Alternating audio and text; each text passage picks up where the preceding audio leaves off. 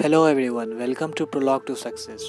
जब भी जीनियस लोगों की बात की जाती है तो कुछ नाम सामने आते हैं। Albert Einstein, Henry Ford, Thomas Edison, Stephen Hawking.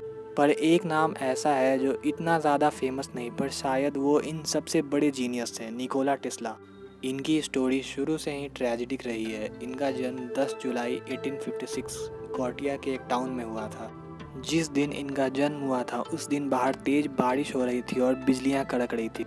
वहाँ के कुछ लोग ये बोलने लगे कि ये चाइल्ड ऑफ डार्कनेस है। निकोला टेस्ला के विजन्स और इमेजिनेशंस का न्यूरल सर्किट बहुत स्ट्रॉन्ग था। वह जो कुछ भी सोचते थे उसे स्पष्ट रूप से अपनी आंखों के सामने देख सकते थे। वह उस दृश्य को पूरे फीलिंग के साथ महसूस कर सकते थे, जिस वजह से वह सीधा अपने अवचेतन मन सबकॉन्शियस माइंड के साथ जुड़ सकते थे। निकोला टेस्ला अपने मन में जो चाहे देख सकते थे और उसे हकीकत में पैदा कर सकते थे। उनकी इमेजिनेशन इतनी स्ट्रांग थी, इसका अंदाज़ा आप इस बात से लगा सकते हैं कि वह कोई भी इन्वेंशन करने से पहले उसे अपनी इमेजिनेशन में ही चलाकर देख लेते थे कि वो काम करेगा या नहीं।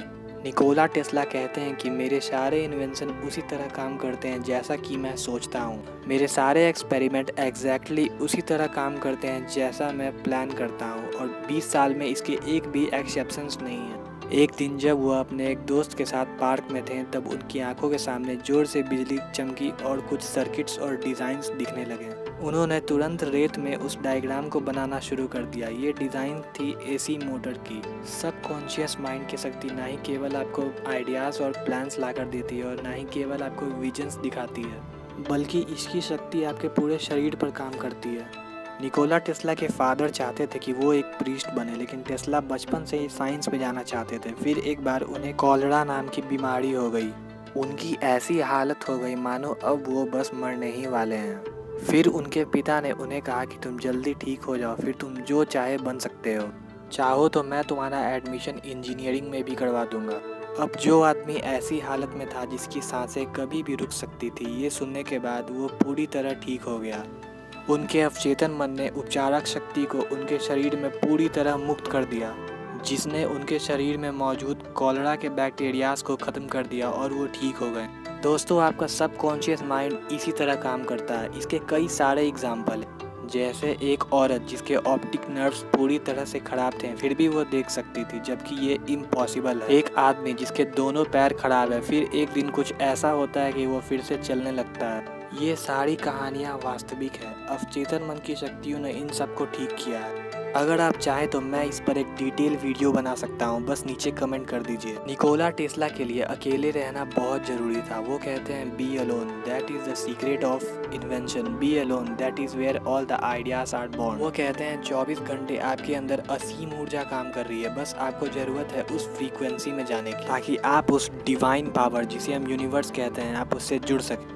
इस दुनिया में हर किसी का दिमाग एक दूसरे के साथ जुड़ा हुआ है और सारे दिमाग एक बड़े दिमाग के साथ कनेक्टेड हैं, जिसे कि हम ब्रह्मांड कहते हैं, जहां आपके हर प्रॉब्लम का सॉल्यूशन है, हर मुश्किल का हल है, हर बीमारी का उपचार है। अगली बात निकोला टेस्ला कहते हैं कि अगर आपको इस ब्रह्मांड का सीक्रेट जानना है तो एनर्जी, फ्रीक्वेंसी और वाइब्रेशंस के टर्म में सोचिए, क्योंकि इस दुनिया में सारी चीज़ें छोटे छोटे सब एटॉमिक पार्टिकल से बनी है जो कि अपनी अपनी फ्रीक्वेंसीज पे वाइब्रेट करते हैं। अगर आप अपने अवचेतन मन तक पहुंचना चाहते हैं ताकि वो आपको गाइडेंस और विजन्स प्रोवाइड करे, तो आपको अपने थॉट्स के फ्रीक्वेंसी को उस लेवल तक उठाना होगा जहां आप सोर्स से बात कर सकें।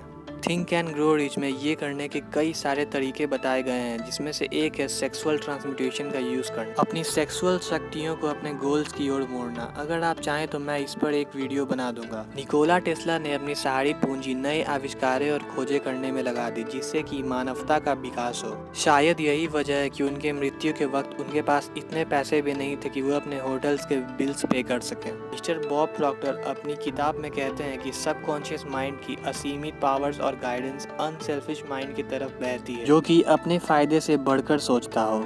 निकोला टेस्ला का अपने अवचेतन मन के साथ कनेक्शन इतना अच्छा था कि उन्हें अक्सर ऐसे आइडियाज आते रहते थे जो कि अपने वक्त से सालों आगे थे। जैसे कि उन्होंने ये तक इमेजिन कर लिया था कि भविष्य में इंसानों के पास एक ऐसा डिवाइस होगा जिससे वो मीलों दूर तक एक दूसरे से बात कर सकेगा और एक दूसरे को देख सकेगा।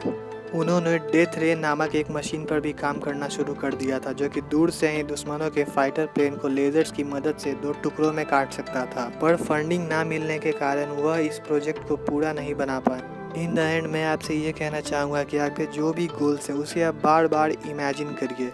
जितना अच्छा आपका कंसंट्रेशन होगा, आप इस काम को उतने अच्छे से कर पाएंगे। ऐसा करते करते एक वक्त आएगा जब ये चीज़ आपके सबकॉन्शियस तक पहुंच जाएगी।